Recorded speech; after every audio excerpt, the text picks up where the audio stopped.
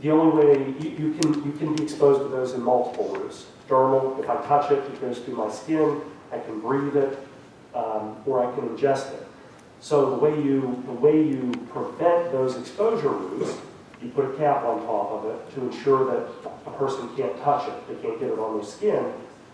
I deed restrict the property so that I can never put any type of supply well, so I can't have an ag well, I can't have potable water, I can't have potable water well. The other exposure route is what's called vapor intrusion.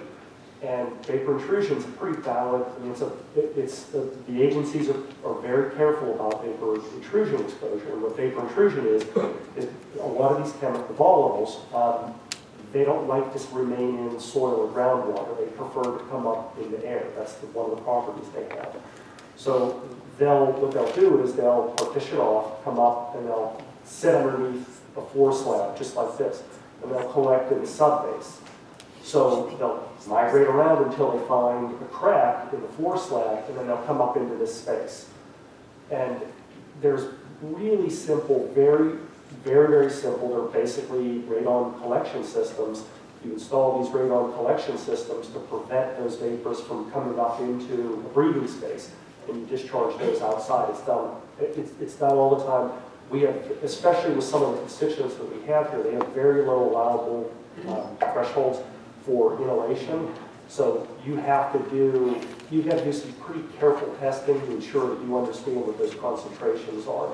So these engineering controls and deed restrictions that you put in place, they're done a lot, and they're monitored because obviously that's how you're preventing exposure to those constituents. So, I mean, from my perspective, once you go through that Act 2 process, should this group decide to do that, and you put these deed restrictions in place, if you do have a building over top of, where there's volatiles, and you put a vapor intrusion mitigation system in, you're not going to impact those workers above an allowable threshold because the department is not going to allow that to occur. Very well, thank you. But hey, doesn't it also state that there can be no ball fields, no playgrounds, nothing on that property, correct? No. No schools, no hospitals. It depends how because the property is deed restricted, it says commercial usage. Typically, you can't have ball fields. It spells it out in the agreement. It Yeah, spells it out as can't no do it. schools, no hospitals, no ball fields, no playgrounds, no recreation. You can't do what's called residential land. It's a good question, Cindy. Good information on the answer too. Ma'am, thank you for waiting. Go ahead. Take your name and address. Crystal Burt, 1040 Windians. Real right to know, I was presented the phase 1 testing results. We just had some questions that when I looked through the results of the plan and just some of the actual metals that were detected and things like that. So by day I'm a chemist, so by no means am I an environmental specialist at all. So take that. I simply stayed at a Holiday Inn last night. Yeah. I'm on time, so we're good. So just to clarify. But however, some of these, of course, I am very familiar with, and I obviously can understand a lot of the lingo when it comes to it. So my question is, from a basics science background, is whenever I look over like the surface water, which is, of course, I feel like everyone's biggest concern, right? Absolutely. There's, for example, cobalt. Just an example of a metal that's listed. It's a carcinogen. When you look at the results from your phase 1, there is a max aquatic concentration, right? And then you have your human health criteria. So when I look at the human health criteria, there is no threshold listed. However, the values that were tested are above for the fish and aquatic thresholds that are listed. So there's 2 values, and I have the chart right here, and I know you have it. So my question is what is that number? And I'm saying like the number was 95 for fish, and there were samplings up to 560. So if it's 90 for fish, what would it be for humans? And it's obviously above for that. And so that's just one example, just to make me understand when I'm looking at this, what I'm looking at. Yeah, typically, human health exposures are far higher than for aquatic life. Cobalt, almost assuredly, it would be beyond my comprehension, it's related to the activities conducted by CECAST. It's almost assuredly associated with that spoil pile that's there. by the time, what will end up happening is when somebody, ABB, somebody were to cover that soil pile, what you're looking at with those cobalt levels is you're looking at runoff, erosion, sediment erosion, getting into that stream. And the only way to prevent that is you've got to cover that bony pile, the spoil pile, to prevent that erosion from getting into the stream. And when that happens, you'll see those cobalt numbers, over time drop pretty significantly. But the cobalt is not related to it's not related to CE cast. And the DEP, EPA specifically exclude releases associated with bony piles as long as that coal mining occurred. This was back done in the 30s, 40s, 50s. The DEP allows that to occur. They can have that runoff get into the stream like that. Doesn't mean it's right, doesn't mean you don't have human health exposures, or aquatic exposures, but it's an allowable discharge. And so that's perfect. So if we're following through, so there's other, so for example, you had dissolved metals. You went everything from aluminum, copper, magnesium. And so that you guys have values, however, there's no thresholds. So my question therefore is, so you get a number, but what does it mean to you? I mean, Typically, yeah. I think that's why my question is, and how do you know it's a quote unquote safe level or acceptable? The exposure levels, because EPA, from memory, doesn't have a standard on any one of those. Because you're allowed to be exposed with aluminum, how many of us use aluminum pans? I guarantee you start to look at, boiling water in an aluminum pot, you start to get pretty high aluminum concentrations. So they tend not to have standards for a lot. Those are what we call secondary contaminants. They're aesthetic, they tend not to be human health issues. But they can be aquatic issues, but just not human health issues. Okay, so the ones then that helps me clarify when I'm looking at this. So the ones that are missing the thresholds, that's just because the EPA does not have thresholds for those particular elements and substances. Yeah, that would be, I'd have to look at I'm 90% sure I know which ones you're talking about.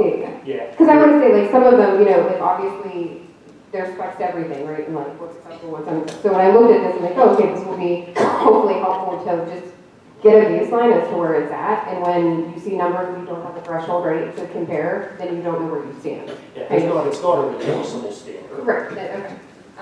And then my other question, so this was for phase one, and you did the top left landfill area. And I see that you obviously plan on doing where the plant site is, where they talk about building the public works facility. How long does it take you guys typically to, so that was phase one. So how long does it take you to do, what's your phase two? Is phase two the plant? Because, I see you've scoped out, you've scoped out the whole site, right? But there's probably 30 to 40 sites, as I saw all over scattered, and maybe you did 10 or 15 already. So can you kind of explain that to everyone, how you typically do that? Yeah, where that landfill is located, our concern was ABB's consultant did a pretty decent job sampling where that landfill was located. But there were a couple of additional areas that we looked at and didn't think that they had enough samples. So up where the landfill was up on top of the hill, there's actually quite a bit of additional data that's already occurred there. The samples that haven't been collected are down in the main plant area where the buildings were historically located, and then over in the bony pile, that coal spoil. Those areas still have to be characterized. That work typically, to answer your question, how long? Just ballpark. I know you can't. Realistically, the work would take a couple of weeks because you've got to cut your way back into, especially in those bony pile, you've got to cut your way back in. So you've got a couple of weeks 2 weeks to get that done, a couple of weeks to get your data back, a couple of weeks to interpret it. It's a couple of months before you know what you have. And just last question, before you ask me. My real quick last question is, so from, when I looked at the data, I think it was helpful for me to see, the site, how you broke it down, your plan, things like that. It was extensive because everything is broken down and there is a lot of graphs and charts. Is there any way that AGI would be willing to do a summarized version? Obviously more high-level kind of presentation for the public, if you would, something along those lines, because I feel this is a lot to consumed. You know, it took hours to try to break down and work through. That's Actually, it's not, pretty impressive, because there's a lot of data there. So Yes, it's there actually is a lot of pretty data. impressive. You got through it in a couple of this means a hours. lot to me, so I will spend days on this and weeks. So yes, I was up till I think that's a hours question and we midnight. collect to them versus me. Again, I think, yeah, that's a question more for the supervisors, he can't really. Right, I know he can't, Yeah. can't agree to that, Right. but then I will just quickly address you guys. I feel like at the end of the day, no matter where you stand on this project, we appreciate you being transparent. The bickering gets nowhere, and that's exactly where we're at today. So I would really appreciate, like, I'm trying to come to a solution. Like, so to me, what helps me understand this more is to say, bring me the data. I'm analytical, I want to know what's actually happening.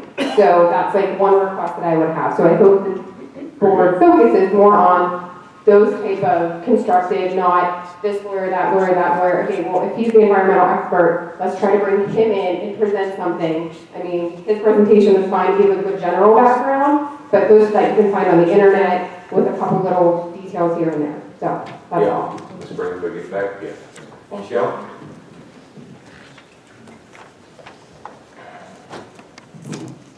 Michelle Skogmore, 40 North Valley. So in this report that I have, I guess my question about the mine reclamation, I'm reading in this report, and correct me if I'm wrong, it says, in the September 20th, 2016 meeting, the Pennsylvania DEP did not express a concern with leaving the refuse in place at the site with the use of engineering and institutional controls. Meaning, they didn't have a problem with leaving it there. If you cap it, which is where you would have to level it off, you put clean fill over top of it, because again, the big issue with that refuse is arsenic, which is inhalation or ingestion. It's not a dermal exposure. So if you prevent that stuff from migrating off via particulates, it's not a concern anymore for human health exposure. So you're saying that was never capped, It hasn't been capped, no. ever? Not part of the, okay. It hasn't been done, no. So Okay. then the part of the agreement that says that the DEP did remediation on that section and did work on it isn't true, correct? The coal refuse pile has never been touched. Never been tested it. It's half, that's the half of the site, the coal waste pile has never been touched. So I don't understand. So we signed an agreement that says that ABB has no, there's, and I have it here, there's no known hazards. Hold on, give me 1 second. There's no known hazard, except for the environmental issues, seller has no actual knowledge of any storage tanks or hazardous materials on the property. If they know that the coal refuge hasn't been touched, that statement is blatantly false. Well, I mean, I'm not at liberty to answer that. That's your opinion or whatever. But I think that like the coal refuse pile was like the 10,000-pound gorilla in the room, because everybody knew that that was probably going to be the most expensive thing to take care of. And what happened was, after it did his initial testing, ABB got nervous about how much cost it was going to be to fix the coal.